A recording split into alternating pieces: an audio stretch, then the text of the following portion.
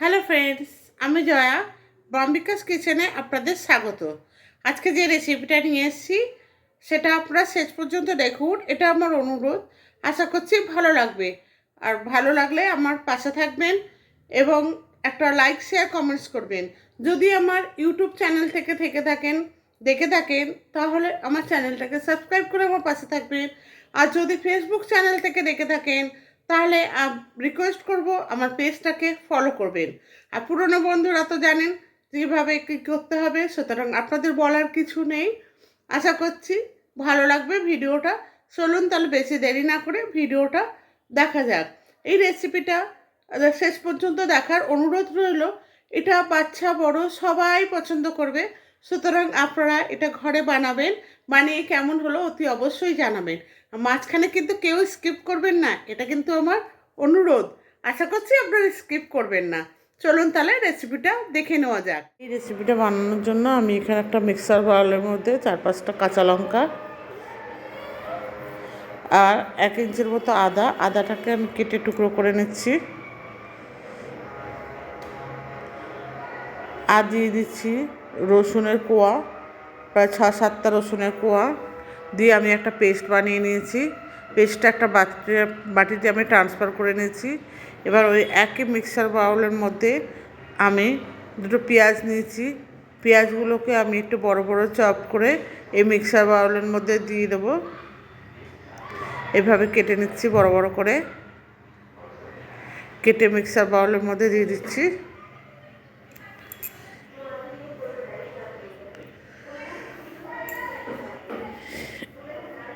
এবার আমি আরেকটা পেঁয়াজ নিয়েছি, দুটো পেঁয়াজকে আমি একসাথে কেটে নেব, নিয়ে এটার একটা পেস্ট বানিয়ে নেব।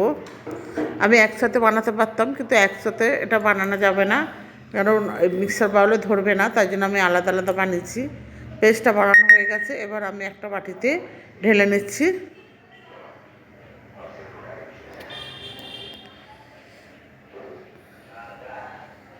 এবার নিয়ে নিচ্ছি আমি এখানে 1 চামচের মতো গোটা জিরে, কালো জিরে, 1/2 চামচের মতো, আর দিচ্ছি গুঁড়ো হলুদ,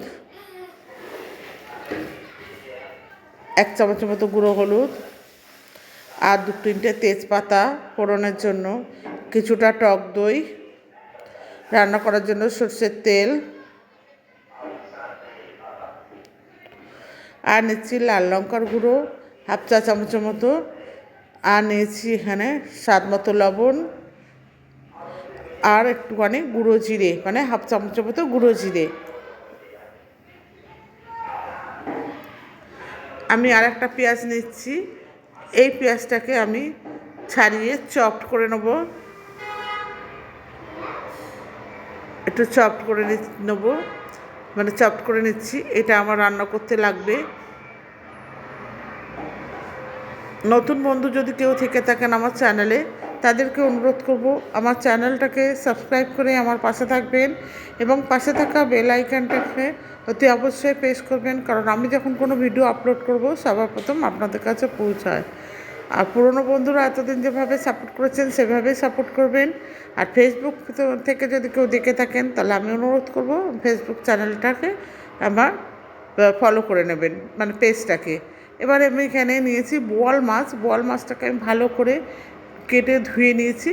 নিয়ে এবার এখানে আমি দিয়ে দিচ্ছি পেঁয়াজ বাটাটা, আর দিয়ে দিলাম হলুদ গুঁড়ো, দিয়ে দিচ্ছি আদা রসুন কাঁচা লঙ্কা পেস্টটাও, আর দিয়ে দিচ্ছি স্বাদ মতো লবণ, আর দিয়ে দিচ্ছি জিরে গুঁড়ো। আমি জিরে গুঁড়োটা একটু কম ইউজ করেছি, আপনারা আপনাদের মতো ইউজ করবেন। তবে এটা মাংসের মতো রান্না করছি, এটা মাংসের স্বাদকেও হার মানাবে, এতটাই সুন্দর হয়। এভাবে রান্না করে দেখবেন। আমি কাঁচা রান্না করছি। এবার আমি সমস্ত উপকরণ, লাল লঙ্কা গুঁড়ো দিয়ে দিলাম, টক দইও দিয়ে দিয়েছি, দিয়ে আমি এটাকে ভালো করে ম্যারিনেট করে নিচ্ছি। ভালো করে আমি ম্যারিনেট করে নেব।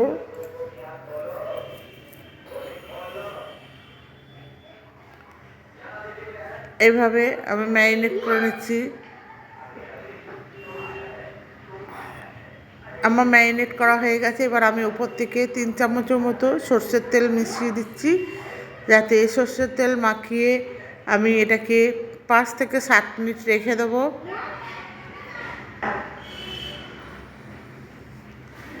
এভাবে সর্ষের তেলও মাখানো হয়ে গেছে। এটাকে আমি এবার এভাবে 5 থেকে 7 মিনিট ঢেকে রেখে দেবো। এবার আমি ওভেনে একটা কড়াই বসিয়ে দিয়েছি, দিয়ে আমি এখানে 2 থেকে 3-4 চামচের মতো তেল দিয়েছি, সর্ষের তেল। সর্ষের তেলটা গরম হয়ে গেছে। এবার আমি এখানে গোটা জিরে ফোড়ন দিলাম। অ্যাকচুয়াল বোয়াল মাছে কালো জিরেটা লাগে, কিন্তু আমি এখানে গোটা জিরে দিচ্ছি, কারণ এটা কালিয়ার মতো, যেহেতু মাংসের মতো রান্না হচ্ছে সেই জন্য। আর কালো জিরেও দিলাম, মানে গোটা জিরে আর কালো জিরের গন্ধটা ভীষণ ভালো লাগবে, তাই জন্য। আর তেলের মধ্যে দিয়ে দিচ্ছি 2-3টে তেজপাতা, দিয়ে আমি একটুখানি এটা ভেজে নিলাম। নিয়ে এবারে আমি দিয়ে দিচ্ছি টুকরো করা পেঁয়াজগুলো, যেটা আমি টুকরো করে কেটে রেখেছিলাম, সেই পেঁয়াজগুলো দিয়ে দিলাম। দিয়ে এটা আমি ফ্রাই করে নেবো, একটু লালচে লালচে করে ভেজে নেবো। আপনারা চাইলে পেঁয়াজটা ইউজ করতে পারেন, না চাইলে স্কিপ করতে পারেন। তবে এখানে পেঁয়াজের মানে ভাজাটা দিলে ভীষণ ভীষণ ভালো লাগে, তাই আমি এটাকে পেঁয়াজ ভাজাটাকে দিয়েছি। পেঁয়াজটা দেখুন ভাজা হয়ে গেছে। ঠিক এইভাবে আমি ভেজে নিয়েছি, একটু হালকা ব্রাউন করে। আপনারা চাইলে এর থেকে লাল করেও ভাজতে পারেন। এবার আমি এখানে যে মাছটাকে ম্যারিনেট করে রেখেছিলাম, সেই মাছগুলোকে এই কড়াইয়ের মধ্যে দিয়ে দিচ্ছি একটা একটা করে।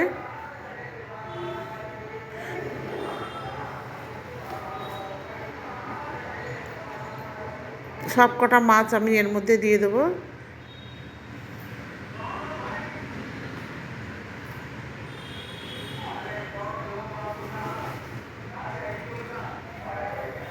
একটা একটা করে আমি দিয়ে দিচ্ছি।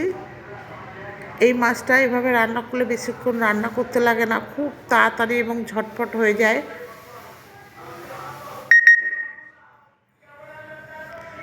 এবার আমি বাকি মশলাটা আমি এর মধ্যে ঢেলে দিলাম। এখানে আমার জল দিতে হচ্ছে না, কারণ এটা আমি একটুখানি মশলাটা একটু মানে লিকুইডভাবেই পেস্ট করেছিলাম, সেই জন্য জল ইউজ করছি না। এবার আমি একটা ঢাকনা দিয়ে ঢেকে দেবো, কেন এতে এমনি জল বেরোবে। দেখুন বন্ধুরা কি সুন্দর জল বেরিয়েছে। এবার আমি এটা হালকা হাতে এটাকে নেড়ে চেড়ে দিচ্ছি, যাতে মাছটা আমার ভাজা হয়ে যায়।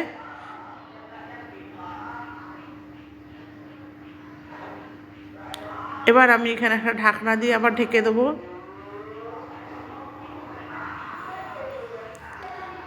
ঢাকনাটা দিয়ে ঢেকে দিয়েছি। এবার ঢাকনাটা খুলে আমি একবার দেখে নিচ্ছি। দেখুন মানে আমার মাছটা হয়ে এসছে রান্না। এবার আমি এখানে একটুখানি গরম মশলা দিয়ে দিচ্ছি, একদম গরম মশলা দিয়ে একটু নেড়ে দেবো, যাতে হালকা হাতে নাড়বো, কেন এই মাছগুলো ভীষণ নরম, জোরে বা বেশি করে নাড়লে ভেঙে যাবে, তাই জন্য হালকা হাতে আমি নেড়ে নিচ্ছি। আমার রান্নাটা হয়ে গেছে। আমি বন্ধুদের আবার বলছি, প্লিজ কেউ যদি আমার চ্যানেলটাকে না সাবস্ক্রাইব করে থাকেন, তাহলে তাদেরকে অনুরোধ করছি আমার চ্যানেলটা সাবস্ক্রাইব করে আমার পাশে থাকবেন। আর পুরনো বন্ধুরা এতদিন যেভাবে সাপোর্ট করেছেন সেভাবেই সাপোর্ট করবেন।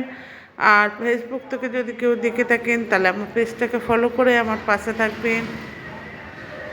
বন্ধুরা আজকে এই পর্যন্ত, আবার দেখা হবে অন্য একটা ভিডিওতে অন্য এক সময়। ততদিন পর্যন্ত ভালো থাকুন,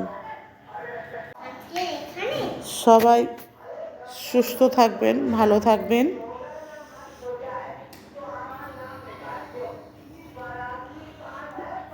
দেখুন বন্ধুরা কত সুন্দর রান্নাটা হয়েছে। এইভাবে বাড়িতে রান্না করবেন, দেখবেন মাছ মাংসকেও, এই মাছের কালিয়া মাছ মাংসের স্বাদকেও হার মানাবে। আর কখন যে এক থালা ভাত শেষ হয়ে যাবে বুঝতেই পারবেন না।